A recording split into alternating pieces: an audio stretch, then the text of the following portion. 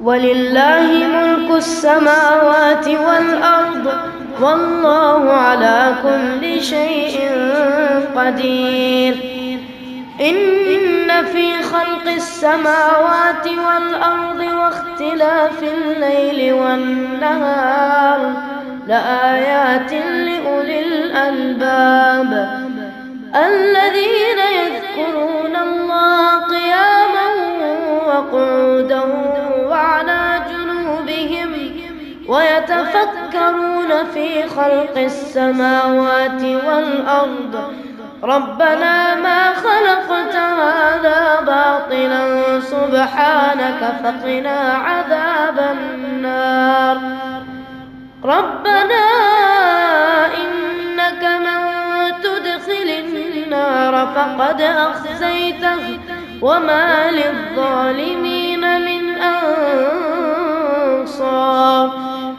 ربنا إننا سمعنا مناديا ينادي للإيمان أن آمنوا بربكم فآمنا ربنا فاغفر لنا ذنوبنا وكفر عنا سيئاتنا وتوفنا مع الأبرار.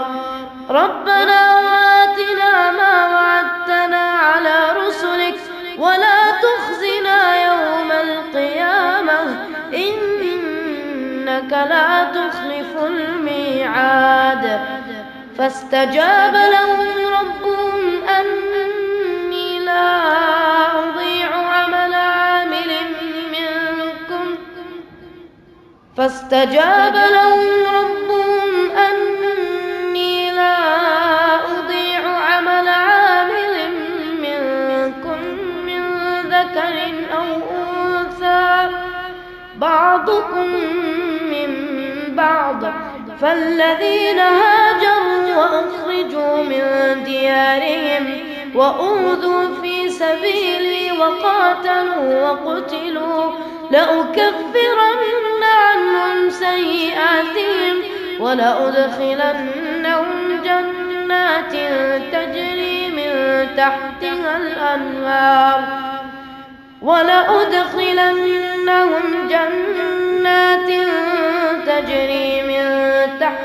الأنهار ثوابا من عند الله والله عنده حسن الثواب.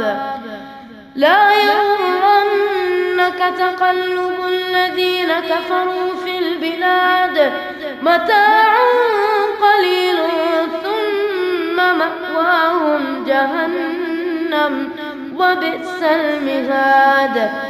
لكن الذين اتقوا ربهم لهم جنات تجري من تحتها الأنهار خالدين فيها نزلا من عند الله وما عند الله خير للأبرار.